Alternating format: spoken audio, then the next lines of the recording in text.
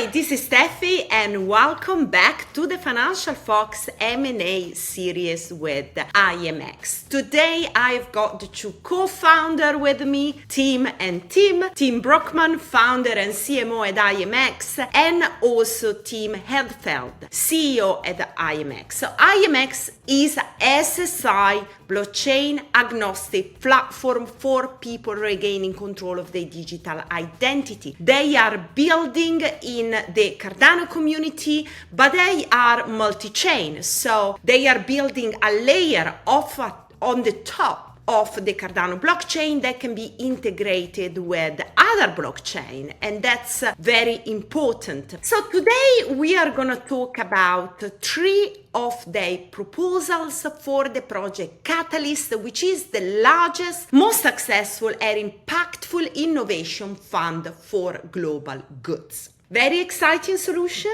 We talk about some collectible luxury items, which is always my favorite topics, but many other important things that focus on KYC, preserving your identity, and then there is a sneak peek on a project they have just launched. So stay tuned, and if you're not subscribed to our YouTube channel, click the subscribe button now and follow us on social media to stay up to date with our news and interviews. And remember that I love to hear what you are saying. So any question, any comment, any feedback, please get in touch with me. Leave a comment in the YouTube comment section of the video or on social media as well.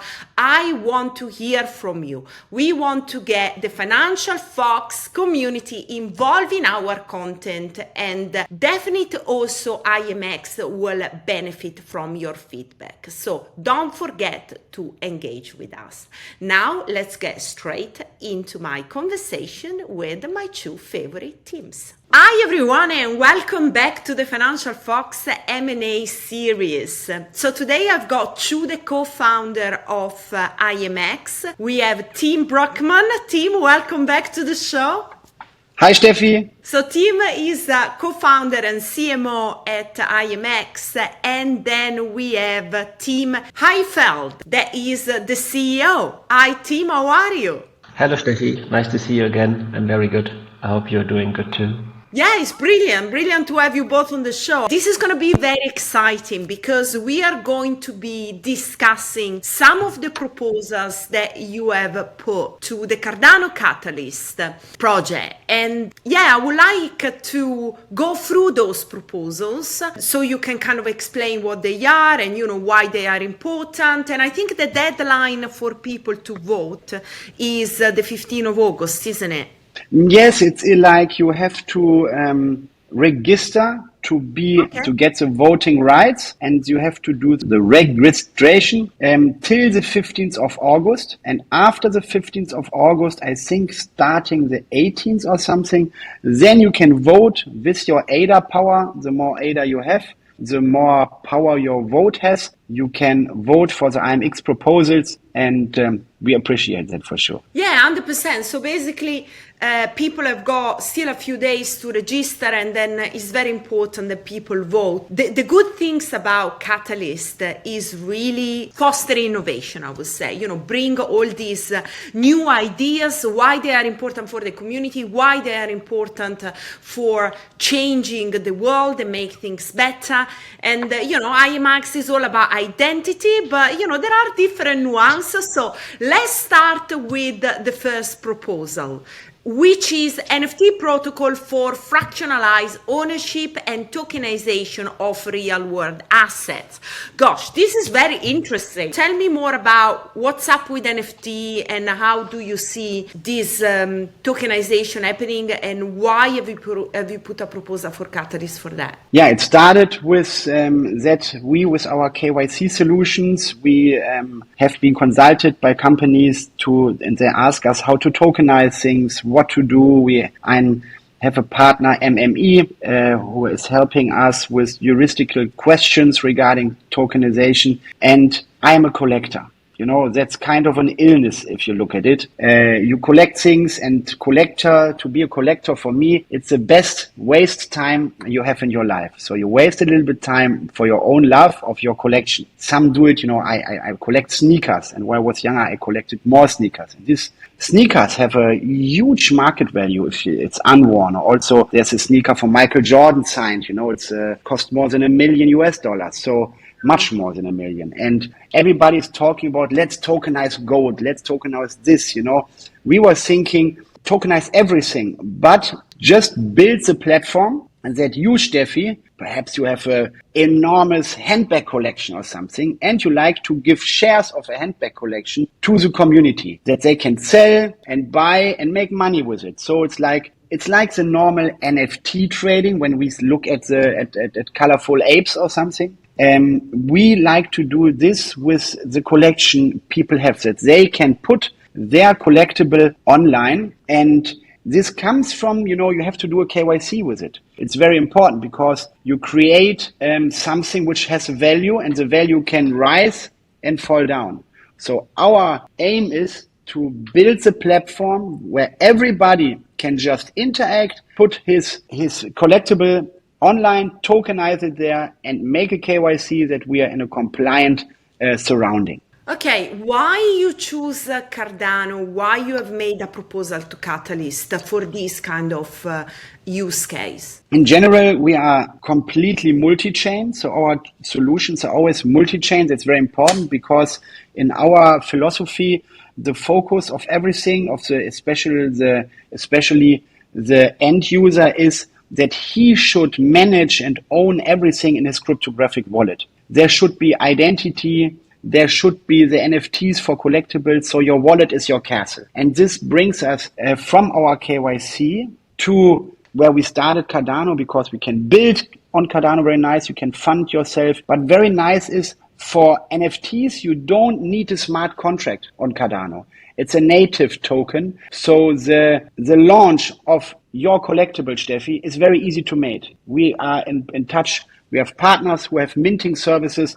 So it's very easy. You go to the platform, you say, this is a handbag, there will be something around. We have to prove, and it will come later and later on. But the target is to make this tokenization, and the heuristical part is done already, where we really looked into it, and now we get it tested from MME. So Cardano, because of the native token. Gotcha. So let's go back to an example of that, because, all these proposals that come to, the goal is to find a solution to a problem. So I've got a nice Chanel handbag. Actually, I've got many Chanel handbags, and I want to create a collection of those Chanel handbags because I think, they have some good value, and, I want to fractionalize ownership of them and, maybe share them with some of my community. So how that would work? So walk me through the process of me as a person that want to tokenize something, how I'm going to be using your solution. So the biggest problem is to bring real world assets and the blockchain together. So the handbag is a nice example where we don't know the complete solution because we have to secure it's a real handbag from Chanel. We have to secure the value, and we have to secure that Steffi can't run away with the handbag and sell it somewhere else on the streets, So everybody who has a token will not, is not secure. But we have another example. Imagine you have an old car, and this car is placed in a museum. Yeah? So we know where the car is. The public can see the car. And this car has an owner. Yeah. And this owner will keep 51% of the car. So he will always be the owner. We all know where the car is standing. We can secure that the car is standing there. And we tokenize 49% of the car. So in the evolution of the time, old cars get more expensive because we have less of them. And collectors, some cars getting lost. There were accidents. So a rare car is always getting the price will get up. And this is the biggest obstacle we have, that we have to secure this Rolex watch from 1940s is in a treasure from a bank, and we need perhaps documentation from the bank that nobody can take the watch out. This is something what we will reveal during working on this proposal. But we have to secure. That's the big problem is we have to secure the good, the collectible can't be stolen, can't be sold. It is secured. Gotcha. So it will be mainly for like piece of art, collectibles. They might be museum. They could be owned by different people, by family. Could be even a real estate team. A nice. This is the Champions League, and Tim Heidfeld, he explored this surrounding a little bit. But this is tokenization of real estate is the Champions League level. This is something everybody likes to do, and there's a lot of jurisdiction and juridical problems from country to country. Every country is dealing with with real estate property different than the other country. This is not in the proposal, but perhaps the proposal can be used later on, modified, and also use it with real estate tokenization. Maybe something that I think will be worthwhile to talk is about the regulatory issue around tokenization, because then an NFT really becomes like a security. So how are you navigating this? The NFT-Protocol regarding the technology itself, just to make this clear, does not limit the type of asset that can be fractionalized as an NFT. So it can be art, cards, games, collectibles, but it can also be real estate, and yes, it can also be securities. However, the important is if you create a business model out of this, you need to consider certain legal and regulatory restrictions that may be different from country to country. So therefore, we have put a certain level into this protocol that if you want to deal with real estate or deal with NFTs that would be regarded as a security, that this is also compliant then. In order to make it compliant, and you asked, for example, for your Chanel bag before, number one, you would set up certain legal terms. What is the name of the bag? Do you have a certificate where you bought it? You take picture of those things, and you put those legal terms on a certain server, or for example on the interplanetary file system, just to store the legal contract. Then in those agreements you would probably say that if you should sell this bag in the future, you would share a certain percentage of the other owners. So in order to protect their rights as a purchaser, everybody into this value chain does a know your customer check. This means that if you should cause fraud or anything else, it is possible to claim and to open up a legal case against you or the seller or the creator. Plus, it is possible to add certain insurance products to reduce further risks. And this makes it then possible that you do this transaction via this NFT protocol, meaning that you need to follow certain steps and procedures and provide information in order to do the sale, but also in order to be compliant. What would happen if the physical, because I think the main challenge here is like there is a digital tokens, there's a digital ownership, and then you have got the physical product. How is going to work if the physical item is going lost, is stolen, is damaged? How do you reflect that into the NFT that people owns? Yes. So everything that concerns basically any asset and where you fractionalize certain rights to an NFT, most questions that are being answered the same way in the physical world. So if you would fractionalize your Chanel bag there with certain documents that you sign, you will probably need to take a certain insurance. So when water comes on the bag or anything else, or there's a damage or somebody steals it, that this is covered. So for this you have an insurance. If you would sell it, then you would violate your contract rights. And if I would be a purchaser of this product, I could tell my lawyer, please claim the 100 euro back from Steffi or whatever. So you have the same rights. It is just that you make it very, very simple for trading. Okay. So are there any partners you are working with for this proposal? Yes, for this proposal, we work with Patrick from NMaker for the minting. He's a minting service NMaker on Cardano, and we always cooperate once it comes to NFT project with him. Okay. And we have another cooperation partner, that's KYC Spider. They are doing sanction list checks within the KYC process. And as a lawyer partner, legal partner, we have MME from Zug, which is Sebastian Hepp. He will help us to finalize the terms and conditions for this project. Okay. And it should be a platform. That's very important. And that makes it a little bit also more difficult, that we like to have the end user can fractionalize his collectible. And this is, the magic which we have to develop within this proposal. We will develop more and more once we know we get the funds. So we use the funds more or less for 80% or more to make the heuristical playground, the legal playground, perfect. So that was my next question. How much money are you looking for? For the Catalyst proposal, we are looking for 275,000 ADA, which is around $80,000.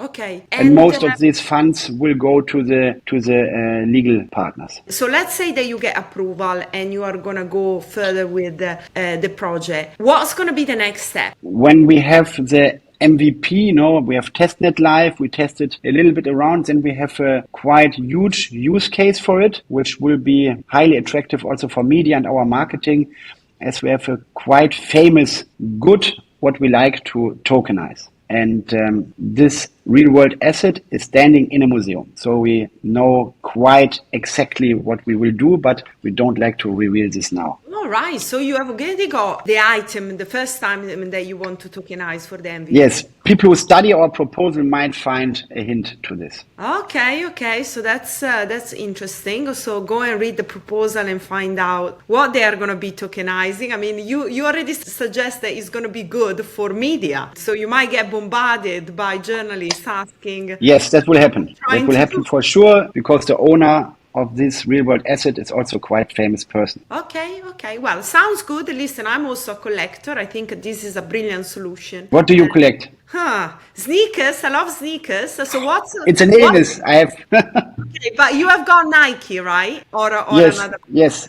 It's Nike, but also some other rare stuff. But okay, most of all, it's Nike. So I collect Golden Goose. Yes. Well, I collect handbags as well and sunglasses. Yes, sunglasses good. And for men's, I also collect, but that I got from my dad. I started with him, or, he started before me, but then I took over a little bit. He's collecting watches for men's. Okay, watches. Yeah. Timo, what do you collect? Time with my children. Oh, that's so sweet. Oh, gosh. Okay, anybody listening, put down in the comment, what do you collect? Because that's, very interesting to know. And I think it will be interesting for both the team to understand, what do you want IAMX, a new NFT protocol, to tokenize? I mean, I guess that are you going to be able to tokenize everything after the MVP, or you're going to start perhaps with one category? We will dive into what we can tokenize, and we let the community do it. They will decide what they put up on the platform, but we will have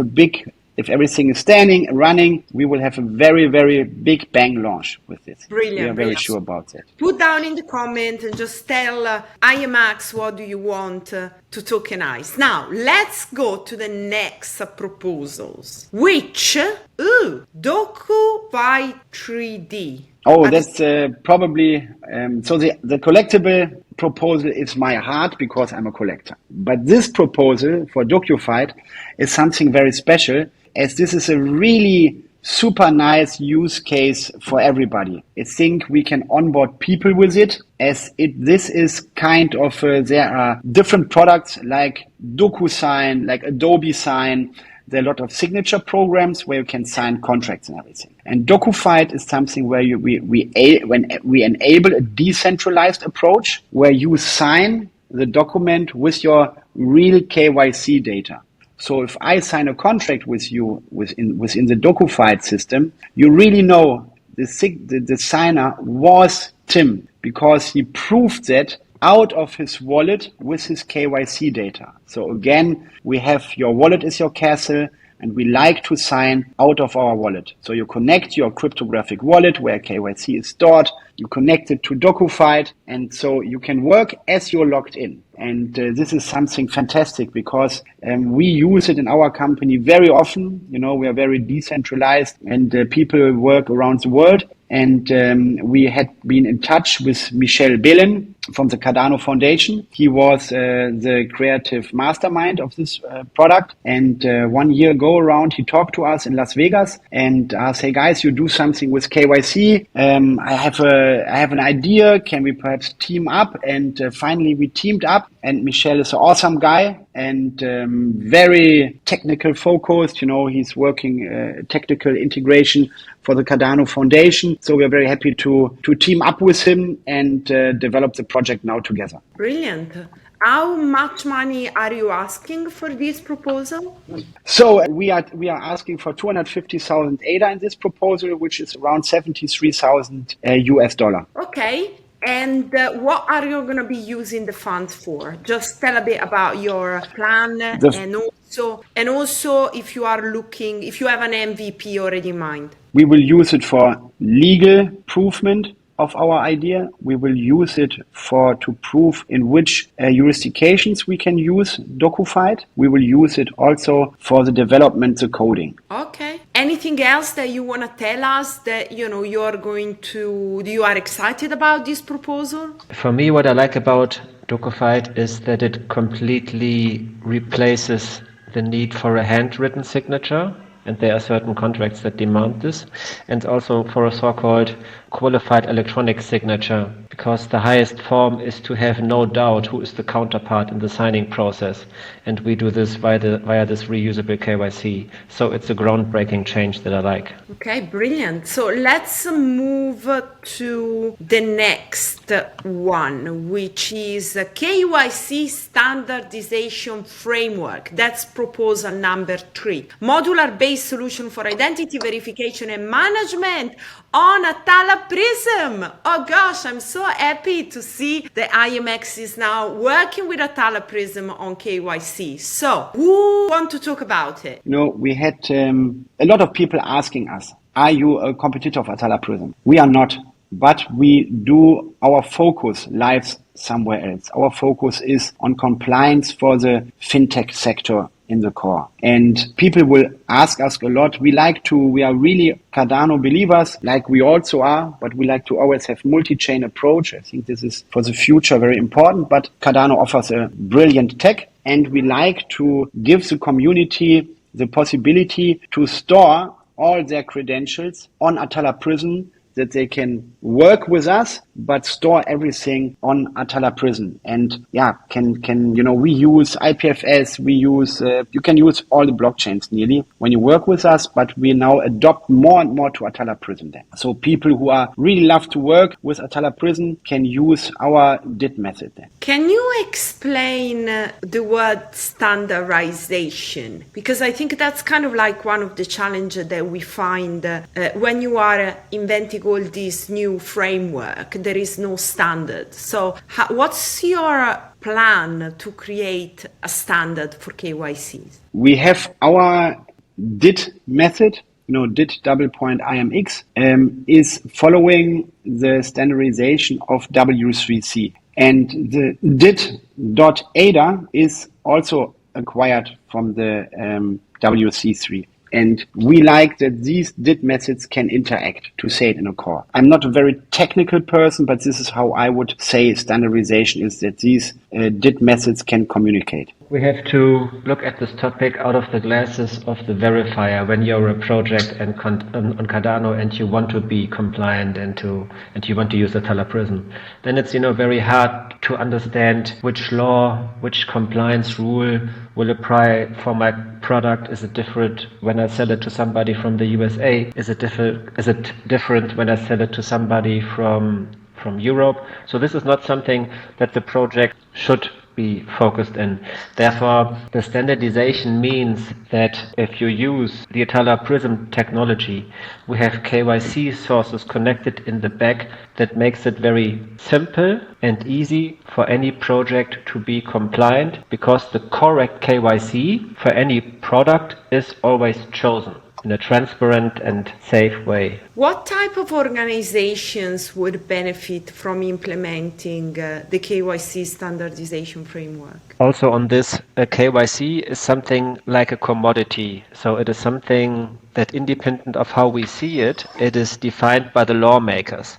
And when it's a commodity, it is important. And one of the key differentiators there is just to offer this to the lowest costs. So therefore, besides being compliant via our partners, we just make it possible that you get the product always to the lowest costs at the market and in a very modular and simple way. Okay, so that will be, I mean, from the legal industry to perhaps the travel industry as well, to the telecommunication industry. I'm saying something makes sense to you? Yes, because this form of standardization means, Steffi, and there you are completely right, that not only the result of the KYC passed, successful, okay, is reusable, but also all the involved data. And this makes it possible to present only the needed data to the state, to a certain company, to a certain contract partner of yours. This is what we mean with the standardization, that it's possible to meet the various KYC and verification levels depending on product and partner by this standard. So this is a very interesting proposal. It's very ambitious as well. How much money are you asking for? We asked for 250,000 ADA,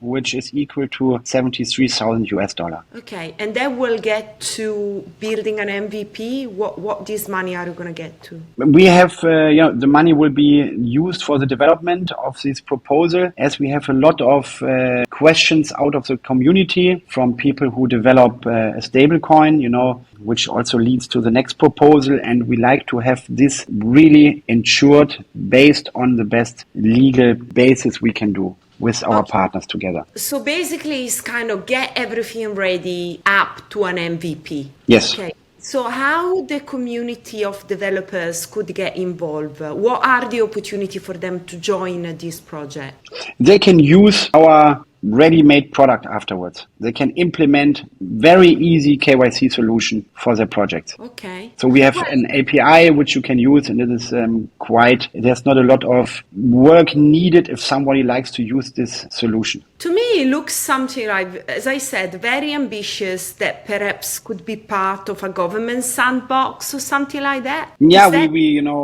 are in touch with governments, but this is not the core of this proposal. We like to have it for the community who really loves to work with the Atala PRISM tech stack. And why they should be building using this framework rather than just do it directly on Atala PRISM? There is no solution for KYC on Atala PRISM today. What we do on Atala PRISM is that we can, for example, use DID ADA. So when I said before, you have a KYC, and not only the result, but also the data is kind of reusable, then this is what is transported via Atala PRISM. So let's say you're a project on Cardano. Let's say you run a certain exchange. And let's say today every user needs to fill out a certain form in order to create a customer account, and then he needs to do a KYC in order to sell certain products. If you use then the solution that we provide there, including the SDK, you can skip the KYC because it's reusable and compliant, and you can also skip form filling because it's possible with you as the exchange, as the project on Cardano, to exchange this information in one click between the technology that we provide and between you as an exchange. And this works with any data level, with basically all the information that you need, and also with basically every project. We talk about these three proposals for Catalyst, but you said at the beginning, Tim, that IAMX is not just focused on Cardano. Many times when we had our previous interview, you said, we want to go multi-chain. We think the future is multi-chain. We want to be, we want to work with the project around the world to get excited with the community, but the Cardano has got the tech that we like, is easy to deploy. They've got the support like Catalyst, which is brilliant. And now many other blockchain have got a strong, community funding like that, not many. So that's very important. So if we look at those three proposals that we discussed, the NFT-Protocol, the KYC Standardization Framework, and Decoded proposal, what are your plans to bring them outside the Cardano ecosystem? And also, if there is somebody interested in exploring that with you and is not on the Cardano, in the Cardano community, what will be your plan to work with those kind of developers? Well, the solution itself has the benefit that it's technology neutral. So it works on any blockchain, it works on any software environment, and it also works on the basic internet. We have developed this on Cardano. It already works via our converter on about 50 other blockchains. And we have also developed this in PHP, what is used by 79% of the websites in the world. Okay. How easy is to integrate? Because it is a question also about infrastructure. If you are using Cardano infrastructure, how easy is perhaps to implement another wallet and kind of use another chain infrastructure for the tech that you are building? Is that something easy? Is that something challenging? It is easy because we provide, number one, a so-called software development kit, including a description, how it works, and a so-called server wallet, so that you can also use it for your company. And we provide this for various blockchains, also for Cardano, of course. Okay, so we have looked at the three main proposals that you put forward for Catalyst. I know that there is another big project focused on Africa, stablecoin, that we don't have time to discuss today. We can have a dedicated interview for that. But I think you have something that you wanted to say as the last final things, a bit of like news. Yes, what we will do for the Africa proposal, that's we like to build a financial ecosystem through digital identity and a stable coin. So we have a really high social impact, what we like to achieve. This is something what we can do in another interview, but we will launch a product very soon, perhaps when this is live, when this interview is on air, we're already live. So please watch out for adamail.me. This is what we like to show you. It's a NFT-powered emailing system, completely anonymous. And we like to show the people that IAMX, which is our title, comes from I am Steffi, I am Tim, I am also Tim. But IAMX is what we know we are real, but the X stands for we like to stay anonymous. And so usually our core is developing KYC, really onboarding solutions where you reveal all your data. And on this side now, we have to show the people we also protect completely your personality and your personal data with a complete anonymous email system. Okay, that's exciting. And this will be enabled through an NFT. So just look adamail.me. We have a soft launch because we like to really go live with this project very, very fast, because we don't like to get too much Me Too products next to us. So we will be the first one, and the launch will be today, the 4th of August. Brilliant. Okay, well, listen, this project sounds super exciting, and definitely there is nothing like that on Cardano, and I don't know if there is anywhere else, but definitely email system are something that has to be innovated, but also there are so many phishing emails, so many people that try to scam you and on, sending you links to click on, and sometimes the sender is not really the name that is in the email.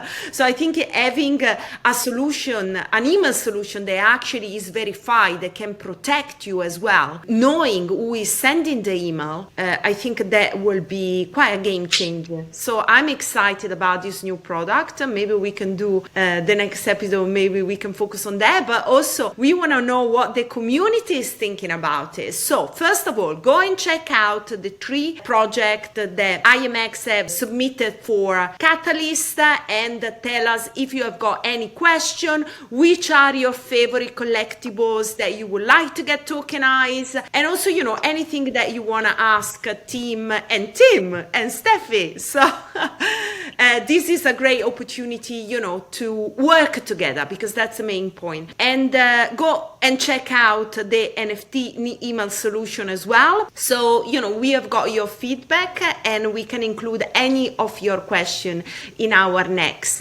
M&A. Tim. Thanks a lot, Steffi. Thank you so much. Thanks a lot, Steffi. It was nice to be your guest again. And yeah, I will looking forward to talk about the adamail.me tool we delivered and our African proposal in the next time with you. So thanks a lot and enjoy your day. Thank you.